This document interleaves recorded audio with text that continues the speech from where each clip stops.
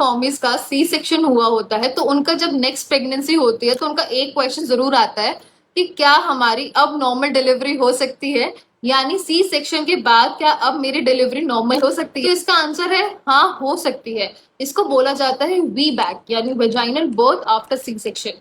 पर ये कुछ कंडीशंस में ही हो सकता है। जैसे मान लो कि अगर आपकी पहली डिलीवरी यानी जब आपका फर्स्ट सी सेक्शन हुआ था उसमें रीजन रहा था कि बच्चा उल्टा था या बच्चा टेढ़ा था यानी ट्रांसवर्स लाया था या बच्चा ब्रीच था, तो ऐसी कंडीशन में अगर बच्चा अब सीधा है यानी सिफेलिक है तो ऐसे में हम नॉर्मल डिलीवरी का ट्रायल दे सकते हैं।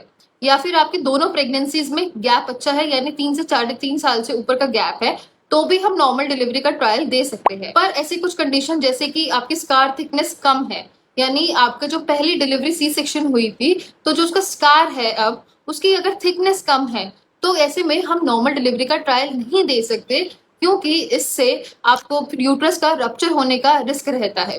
तो ये बहुत सारी कंडीशंस में से मैंने कुछ कंडीशंस बताई है जिसमें कि हम नॉर्मल डिलीवरी का ट्रायल दे सकते हैं या फिर नहीं दे पाते हैं।